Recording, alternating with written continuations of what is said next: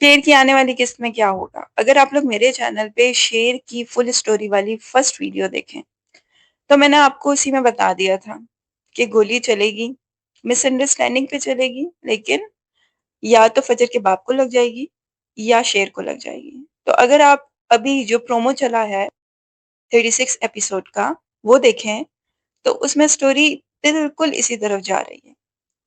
जो शेर है वो अपना बदला लेने के लिए अपने चचा के बेटे को अमेरिका भेजता है और ड्रग्स रख देता है। वो ड्रग्स पकड़ी जाती हैं और वो वहाँ पर जेल में, अमेरिका की जेल में कैद हो जाता है। यहाँ पर जो है वो फजर के बाप के पास जाता है और फजर के बाप को मनाता है कि आप मुझे मार दें, लेकिन अपनी बेटी को माफ कर दें। तो वो कहता है मैं तुम्हारी जान मुझे नहीं चाहिए, मुझे अपनी बेटी से मैं इसलिए नाराज हूँ कि उसने मेरी बात नहीं मानी। जिसमें शेर कहता है कि हो सकता है उसने अब ये बात इसलिए ना मानी हो कि उसको ये डर हो कि कहीं वो आपको जिंदगी भर के लिए ना खो दे। ये बात उसको बड़ी इम्प्रेस करती है और वो सोच में चला जाता है कि कहीं मेरी बेटी ने मेरे बारे में ही तो नहीं सोचा।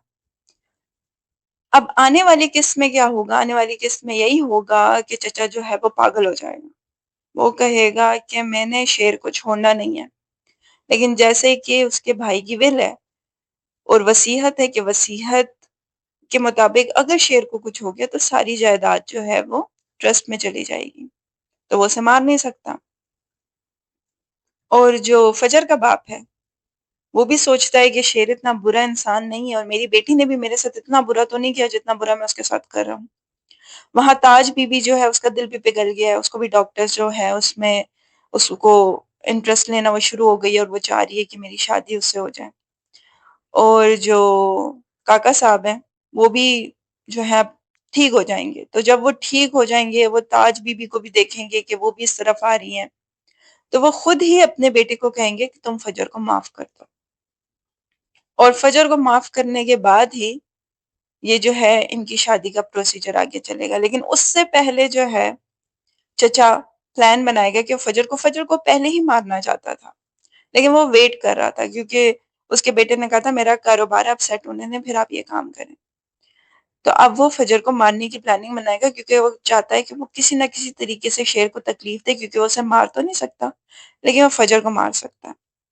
जब वो फजर को मारने जाएगा तो वो गोली शेर को लग जाएगी या उसके बाप को लग जाएगी, क्योंकि अब बाप भी जो है ना वो भी तैयार हो गया माफ करने के लिए फजर को। और शेर जो है वो तो उसके पीछे होता ही है, जहाँ पे भी फजर जाती है तो शेर उसके पीछे जाता है। तो वो गोली चलाएगा फजर के ऊपर, लेकिन इन दोनों में से किसी को लगेगी, ज्यादा चांसेस है कि शेर को लगेगी और शेर जो है वो फिर हॉस्पिटल में चला जाएगा। उसके बाद क्या होगा ये मैं आपको आगे की वीडियो में बताऊंगी। तब तक के लिए आप मेरे चैनल को लाइक करें, सब्सक्राइब करें और शेयर करें। Thank you.